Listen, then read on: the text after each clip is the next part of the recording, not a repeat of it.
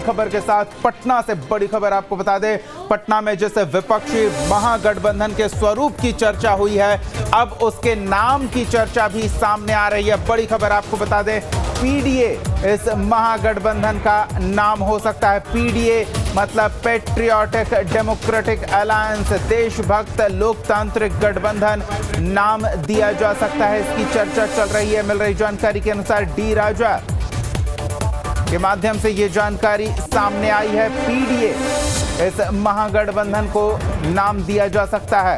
तो पटना में विपक्षी दलों के जैसे महाजुटान को हमने आपको दिखाया था, उसका अब नाम सामने आ सकता है। पीडीए इसका संभव है नाम रखा जा सकता है, देशभक्त लोकतांत्रिक गठबंधन।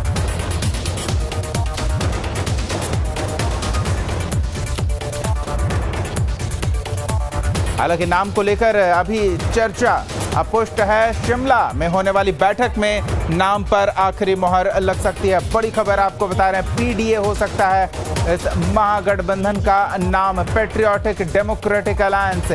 डी राजा ने ये नाम सार्वजनिक किया है। देशभक्त लोकतांत्रिक गठबंधन के रूप में इस बीजेपी विरोधी दलों के गठबंधन को जाना जा सकता है और इस नाम पर संभवतः शिमला में होने वाली बैठक में मुहर लग सकता है। बड़ी खबर आपको बता रहे हैं, पीडीए इस महागठबंधन का नाम दिया जा सकता है।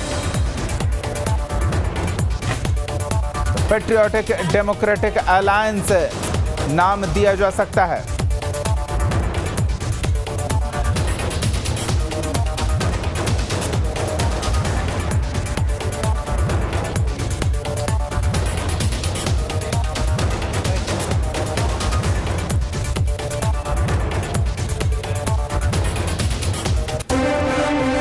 सीधे पटना का रुख करते हैं। सहयोगी रितेश हमारे साथ जुड़ रहे हैं, उनसे जानते हैं। रितेश, पटना में जिस बीजेपी विरोधी महागठबंधन का स्वरूप गढ़ा जा रहा था, जानकारी मिल रही है कि उसके नाम पर भी बातचीत चल रही है।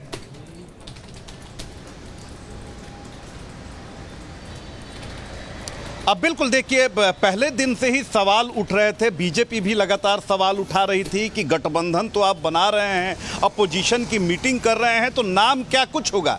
तो आज इस पर रास्ता साफ हो गया है। इस पर जो पर्दा लगा हुआ था वो स्पष्ट हो चुका है। इसका नाम होगा पैट्रियोटिक डेमोक्रेटिक अलायंस। बाकायदा इसको लेकर सीपीआई ने जानकारी दी है और 12 जुलाई को जब शिमला में अपोजिशन की दूसरी बैठक होगी तो उसमें इसकी घोषणा तय की गई है। जाहिर सी बात है कि एक नया गठबंधन होगा और कहीं ना कहीं इसका स्वरूप जो है, दीपक, साल 2004 में जिस तरह से यूपीए फर्स्ट बना था, उसी तरह का कहीं ना कहीं इसका स्वरूप जो है वो देखने को मिल रहा है। उसी तरह से इसे गढ़ने की कोशिश की जा रही है। पैट्रियोटिक डेमोक्रेटिक अलायंस, इसके बारे में अगर बात करें तो कहीं ना कहीं जिस तरह से बीजेपी देशभक्ति की बात करती है, कहीं ना कहीं खुद को उसने एक तरह से गढ़ा है। उसकी इमेज जो है एक देशभक्त पार्टी वाली बनी हुई है और इसका फायदा बीजेपी को लंबे अरसे से मिल रहा है। और हिंदुत्व की बात करें, देशभक्ति की बात करें, बीजेपी इन सारी चीज़ों को लेकर चलती आई है और यही कारण है कि इसका नाम भी पैट्रियोटिक डेमोक्रेटिक अलायंस करने की बात आ रही है, ताकि जिस देशभक्ति के मुद्दा को बीजेपी जो है वो लगातार दिखाती रही है कि इसी मुद्दे पर वो देश का विकास करना चाहती है, देशभक्ति उसके लिए सर्वोपरि है, देश हित उसके लिए सर्वोपरि है। तो कहीं बिल्कुल रितेश, ये भी समझना चाहेंगे, ये यूपीए को पीडीए में तब्दील करने का विचार आया कहां से?